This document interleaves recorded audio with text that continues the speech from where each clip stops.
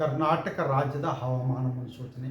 ನಾನು CS ಪಾಟೀಲ್, ವಿಜ್ಞಾನಿ, ಹವಾಮಾನ ಕೇಂದ್ರ, ಬೆಂಗಳೂರು. ನಾನು ಮುಂದಿನ 5 ದಿನಗಳವರೆಗೆ ಕರ್ನಾಟಕ ರಾಜ್ಯದ ಹವಾಮಾನದ ಮುನ್ಸೂಚನೆಯನ್ನು ಸಂಕ್ಷಿಪ್ತವಾಗಿ ವಿವರಿಸುತ್ತೇನೆ. ಎಂದು ಕರ್ನಾಟಕ ರಾಜ್ಯಾದ್ಯಂತ ಎಲ್ಲ ಜಿಲ್ಲೆಗಳಲ್ಲಿ ವ್ಯಾಪಕವಾಗಿ ಮಳೆಯಾಗಿದೆ. ಪ್ರಮುಖವಾಗಿ ಕಾರವಾರನಲ್ಲಿ 24 ಸೆಂಟಿಮೀಟರ್, ಕುಂದಾಪುರ 16 ಸೆಂಟಿಮೀಟರ್, ಬೈಲಹೊಂಗಲ, ಬೆಳಗಾವಿ ಜಿಲ್ಲೆಯಲ್ಲಿ 10 ಸೆಂಟಿಮೀಟರ್, ಶಿವಮೊಗ್ಗದಲ್ಲಿ 7 ಸೆಂಟಿಮೀಟರ್ ಮಳೆಯಾಗಿದೆ. ಈಗಿರುವ ಹವಾಮಾನದ ಸಿನಾಪ್ಟಿಕ್ ಸ್ಥಿತಿ ಏನೆಂದರೆ, ಸರ್ಕ್ಯುಲೇಷನ್ ಉತ್ತರ ಒಳನಾಡಿನಲ್ಲಿ ಎದ್ದು ಅದು 5.8 ಕಿಲೋಮೀಟರ್ ಎತ್ತರದವರೆಗೆ ಇದೆ.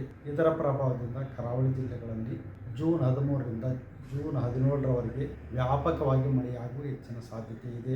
ಕರ್ನಾಟಕದ ಒಳನಾಡಿನಲ್ಲಿ ಜೂನ್ 13ರಿಂದ ಜೂನ್ 17ರವರೆಗೆ ಹಲವು ಕಡೆ ಮಳೆಯಾಗುವ ಹೆಚ್ಚಿನ ಸಾಧ್ಯತೆ ಇದೆ.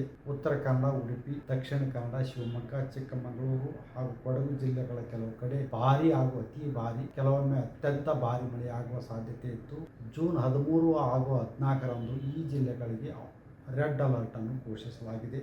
ಬೆಳಗಾವಿ, ಧಾರವಾಡ, ಹಾವೇರಿ, ಹಾಸನ ಜಿಲ್ಲೆಗಳಿಗೆ ಜೂನ್ 13ರಿಂದ ಜೂನ್ 15ರವರೆಗೆ. ಈ ವಿಡಿಯೋ ನಿಮಗೆ ಇಷ್ಟವಾದಲ್ಲಿ ಲೈಕ್ ಮಾಡಿ, ಶೇರ್ ಮಾಡಿ, ಸಬ್ಸ್ಕ್ರೈಬ್ ಮಾಡಿ.